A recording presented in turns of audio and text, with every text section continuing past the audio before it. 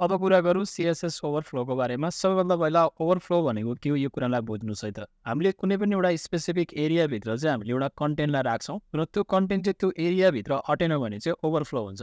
Overflow अब तपाईँले होरिजेन्टल्ली पनि हुनसक्छ, भर्टिकल्ली पनि हुनसक्छ। र यो ओभरफ्लोलाई ह्यान्डल गर्नको लागि चाहिँ केही प्रपर्टिजहरू रहेका छन्। जस्तै ओभरफ्लो भिजिबल भन्ने एउटा प्रपर्टी रहेको छ।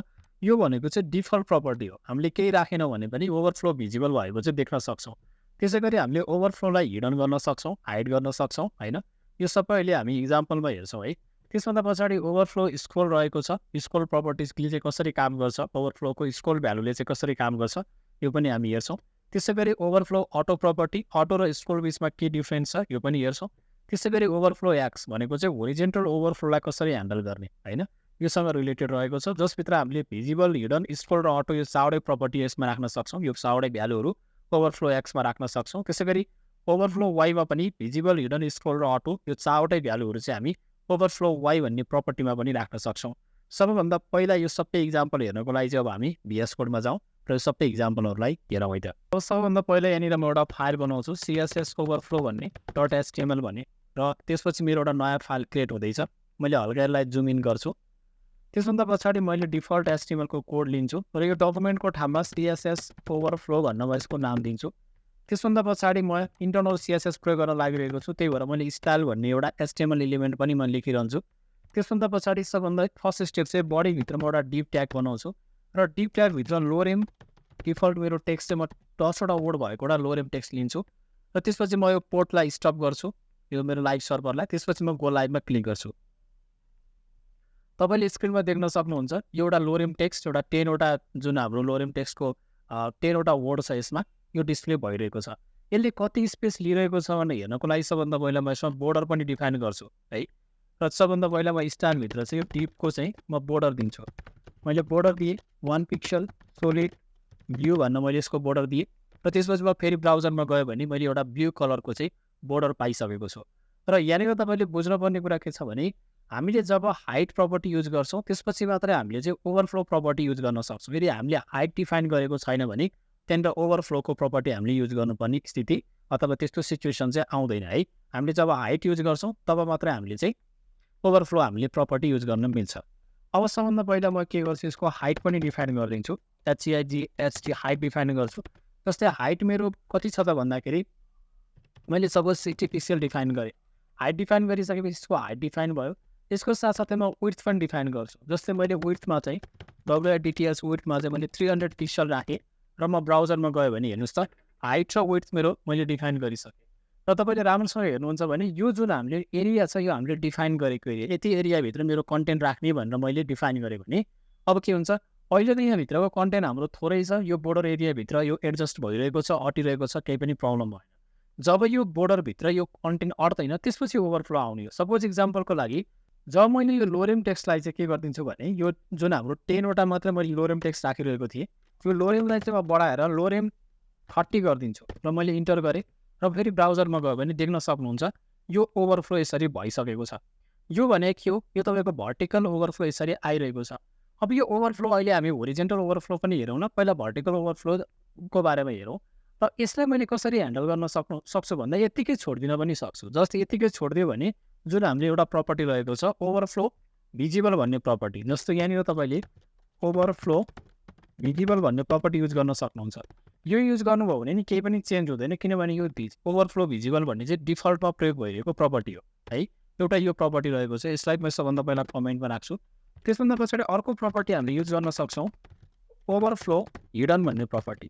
हिडन गऱ्यो भने चाहिँ के हुन्छ भने बोर्डरभन्दा बाहिरको एरिया चाहिँ आफै हाइड हुन्छ। यो अब यस्तो तरिकाले हामीले काम गर्न सक्छौँ। अर्को भनेको यदि मैले ओभरफ्लोलाई हिडन प्रपर्टी युज गरेँ भने होइन, त्यस्तै तरिकाले मैले चाहिँ अरू के गर्न सक्छु भने ओभरफ्लो मैले चाहिँ स्क्रोल भन्ने प्रपर्टी युज गर्नु भ्यालु यो राखिदिन सक्छु। ओभरफ्लो स्क्रोल राख्थेँ भने अब के हुन्छ भन्दाखेरि यहाँ स्क्रोल बटन आउँछ। यसरी हामीले स्क्रोल गरेर के गर्न सक्छौँ, बाँकी हाइड भएको अथवा नअटेको कन्टेन्टलाई हामीले यसरी हेर्न सक्छौँ होइन। यो त के थियो, यो 3वटा प्रपर्टी भयो। त्यसै गरी ओभरफ्लो स्क्रोलको ठाउँमा जस्तो मैले अब यसलाई पनि कमेन्टमा राखिदिन्छु र मैले अर्को प्रपर्टी युज गर्छु overflow auto property. Auto property भने के हो, यसमा पनि स्क्रोल आइरहेको छ। अब यो स्क्रोल र अटोमा के डिफ्रेन्स छ भन्दाखेरि यो स्क्रोल भन्ने प्रपर्टी चाहिँ जति बेला पनि मैले राख्ने बित्तिकै यो स्क्रोल आउँछ तर अटो प्रपर्टी भनेको चाहिँ चाहिने बेला मात्रै आउँछ। जस्तो मैले यो जुन मेरो लोरेम टेक्स्ट छ होइन, यो लोरेम टेक्स्ट भनेको त अहिलेको लागि त मैले यहाँ कति राखिरहेको छु, लोरेम 30 राखिरहेको छु। त्यस कारणले गर्दा यो अटेको छैन। सपोज गर्नुहोस् लोरेम 10 राखेँ मैले। लोरेम 10 राख्दाखेरि यो लोरेम 10 राखेँ। 10 राख्दाखेरि हेर्नुहोस् यो मेरो कन्टेन्ट यहीँभित्र अटिरहेको छ भने यसले स्क्रोल दिएको छैन, स्क्रोल बार दिएको छैन। तर मैले यही ठाउँमा चाहिँ मैले अटोलाई कमेन्ट गरिदिन्छु होइन, र यो माथिको स्क्रोललाई मैले अनकमेन्ट गरिदिन्छु। कन्ट्रोल की सरी यो मैले यो माथिकोलाई मात्र अनकमेन्ट गरिदिन्छु है। सपोज यसलाई मात्र मैले अनकमेन्ट गरिदिएँ भने यहाँ हेर्नुहोस् है, यसलाई मात्र अन गर्ने गऱ्यो भने स्क्रोल बार चाहिँ यहाँनिर डिफल्टमा आएर बसिसकेको हुन्छ होइन। चाहे त्यो चाहिँ तपाईँको ओभरफ्लो होस् या नहोस्, स्क्रोल बार अलरेडी आएर बसिरहेको हुन्छ। कुन अवस्थामा भन्दा मैले यदि यो स्क्रोल भन्ने प्रपर्टी राखेँ भने, तर स्क्रोल भन्ने प्रपर्टी नराखिकन चाहिँ मैले ओभरफ्लो भन्ने प्रपर्टी युज गरेँ भने चाहिँ सरी अटो भन्ने प्रपर्टी युज गरेँ भने चाहिँ यो चाहिने बेला मात्रै के हुँदो रहेछ, स्क्रोल बार आउँदो रहेछ। अटो युज गर्यो भने केही पनि आउँदैन। जब यो हाम्रो टेक्स्ट अट्दैन त्यसपछि मात्रै के हुन्छ, हाम्रो स्क्रोल आउँछ। यो 4वटा प्रपर्टी तपाईँले यसरी ओभरफ्लोमा युज गर्न सक्नुहुन्छ। अब यही कुरालाई चाहिँ तपाईँले के गर्न सक्नुहुन्छ भने ओभरफ्लो मात्रै नभएर जस्तो मैले यसलाई पनि कमेन्ट गर्थेँ, कन्ट्रोल की भित्र राख्थेँ होइन। त्यसभन्दा पछाडि जस्तो गर्नुहोस् ओभरफ्लो एक्स भन्ने अर्को हाम्रो प्रपर्टी छ। ओभरफ्लो एक्स भनेको होरिजेन्टल्ली ब्यालेन्स गर्नको लागि। अब होरिजेन्टल्ली चाहिँ केही भयो भने, होरिजेन्टल्ली ओभरफ्लो भयो भने कसरी ह्यान्डल गर्ने त होइन। त्यसको लागि सबभन्दा पहिला जस्तो यो होरिजेन्टल्ली ओभरफ्लो कुन केसमा हुन्छ, जस्तो मैले यहाँ चाहिँ केही टेक्स्टहरू थपिदिन्छु। मैले यहाँ केही टेक्स्टहरू अझै थप्दै अगाडिपट्टि हेर्नुहोस् है, मैले टेक्स्टहरू थपेँ। यो टेक्स्टहरू थपेपछि अझै यो बढ्दै गइरहेको छ। अझै म यसलाई केही टेक्स्टहरू मैले ऱ्यान्डम यसरी मैले आफैले टाइप गरेँ, यसरी लेखेँ भने हेर्नुहोस् त होरिजेन्टल्ली ओभरफ्लो भयो नि, यो मेरो लाइनबाट बाहिर गइसक्यो। होरिजेन्टल्ली ओभरफ्लो भएको यसमा के गर्ने त भन्दा यसमा पनि हामीले के गर्न सक्छौँ, ओभरफ्लो भिजिबल मात्रै राख्थ्यो भने, ओभरफ्लो एक्स भिजिबल राख्यो भने यसले मेरो होरिजेन्टल ओभरफ्लो भएकोलाई जस्तो छ त्यस्तै देखाउने मात्रै काम भयो। होइन होरिजेन्टल ओभरफ्लो भएकोलाई हाइड गर्नु पऱ्यो भने के गर्न सक्छु म, यसलाई म फेरि कमेन्टमा राख्छु होइन। र त्यसपछि मैले ओभरफ्लो चाहिँ के गरिदिन्छु, ओभरफ्लो चाहिँ मैले के गरिदिन्छु, हिडन गरिदिन्छु। ओभरफ्लो चाहिँ मैले हिडन गरिदिएँ भने हेर्नुहोस् त अब यो अगाडिपट्टिको जुन यो होरिजेन्टल्ली ओभरफ्लो भएको चिजलाई चाहिँ के गरेँ मैले हाइड पनि गर्न सकेँ। होइन मलाई हिडन पनि नगरेर मैले सपोज गर्नुहोस् यही ठाउँमा मैले के लिन सक्छु, स्क्रोल पर्ने प्रपर्टी युज गर्न सक्छु। स्क्रोल राख्थेँ भने के हुन्छ, अब होरिजेन्टल स्क्रोल आइसकेको छ यसरी हेर्नुहोस् त। ओभरफ्लो भएको चिजलाई हेर्नको लागि होरिजेन्टल्ली मैले स्क्रोल लिएर आउन सक्छु। स्क्रोलको ठाउँमा मैले अटो पनि राख्न सक्छु। अटो राख्यो भने चाहिने बेला मात्रै आउँछ, नभए आउँदैन। जस्तै मेरो के हुने भयो, यो टेक्स्टको साइज जब कम हुन्छ, मेरो बटनभित्र अट्छ भने त्यति बेला चाहिँ के हुँदैन, हाम्रो होरिजेन्टल स्क्रोल बार आउँदैन, यसरी आउँदैन होइन, नर्मल जस्तो देखिन्छ अटो प्रपर्टी युज गऱ्यो भने चाहिँ। सो यसरी हामीले ओभरफ्लो एक्सको प्रपर्टिज पनि देख्न सक्छौँ। जस्तै ओभरफ्लो एक्स भन्ने छ यहाँनिर, ओभरफ्लो एक्सलाई युज गर्न सक्छौँ अटो। त्यसै गरी अब ओभरफ्लो एक्सको ठाउँमा मैले ओभरफ्लो वाईलाई राखेँ।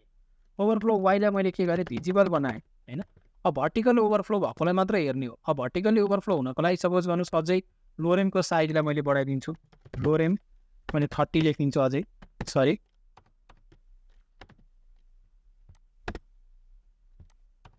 मैले 30 लेखिदिन्छु यहाँनिर। र मैले यतापट्टि गएँ भने यो भर्टिकल्ली ओभरफ्लो भइरहेको चाहिँ यसलाई मैले भिजिबलमा राख्न सक्छु होइन। त्यस्तै तरिकाले तपाईँको चाहिँ ओभरफ्लो वाईको कुरा गरेँ भिजिबल, त्यसै गरी मैले हिडन राखिदिन्छु। हिडन गरेँ भने के हुन्छ, यो तलको भर्टिकल मात्रै हिडन भइरहेको छ। त्यसै गरी म यसैको ठाउँमा स्क्रोल राख्न सक्छु, एससीआरओलाई स्क्रोल राख्न सक्छु, स्क्रोल बटन आउने भयो होइन भर्टिकल्ली मात्रै। त्यसै गरी मैले यसमा पनि अटो प्रपर्टी युज गर्न सक्छु। अब अटो प्रपर्टी युज गर्यो भने चाहिने बेला मात्रै आउँछ होइन। यसरी हामीले के हेऱ्यौँ त भन्दाखेरि यो भिडियोमा चाहिँ ओभरफ्लो प्रपर्टीको चाहिँ हामीले सबै भिजिबल, हिडन, अटो र स्क्रोल प्रपर्टी हेऱ्यौँ। त्यसै गरी हामीलाई होरिजेन्टली मात्रै ब्यालेन्स गर्नु पऱ्यो भने ओभरफ्लो एक्स युज गर्छौँ, भर्टिकल्ली मात्रै युज गर्नु पऱ्यो भने ओभरफ्लो वाई युज गर्छौँ। र जसभित्र पनि हामीले भिजिबल, हिडन, स्क्रोल र अटो प्रपर्टी राखेर हेर्न सक्छौँ। केही कन्फ्युजन भयो भने कमेन्ट सेक्सनमा कमेन्ट राख्नुहोला। धन्यवाद।